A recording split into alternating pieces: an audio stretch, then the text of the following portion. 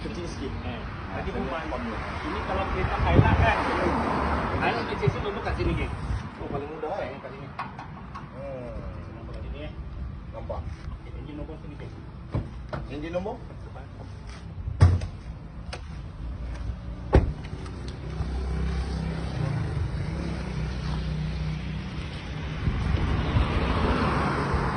Ingat, casing nombor tayar belakang belah kanan.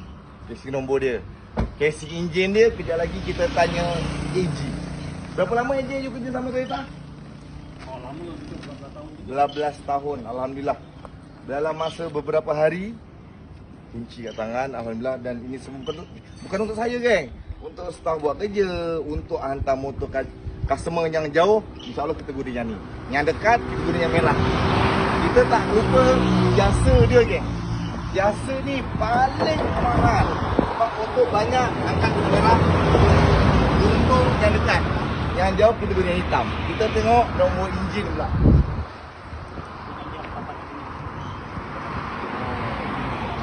Enjin dah lama. Ini dia tagging kan? Ada kereta import macam. Bawa semua ada Macam mana? Beritahu tak je. Saya seumur hidup tak pernah beli baru. Pernah. Boleh lah ini kali. Kali Ini patut kali pertama ini start. start. Akan ada lagi. InsyaAllah. Baik motor, baik kereta tak pernah beli baru, geng. Ni saya sampaikan hajat akhir dapat juga yang baru.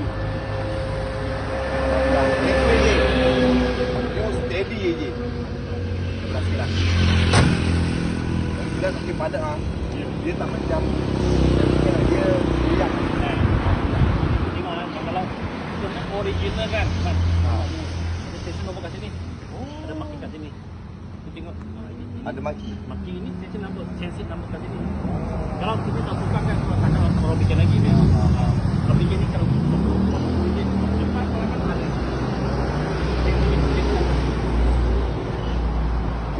Dia safety ya. Memang kalau kita tengok kalau biasa polis buat kan. Dia tengok kalau ada baca scan kan orang nampak. Oh, tahu Tahu. Banyak cerita dia tahu, kita tak payah tahu. Kita bukan pencuri. Pencuri kita pada kan. Pencuri yang tahu Kita tahu. Ada sering yang handphone ni je. Ada mana je? Biasa ni.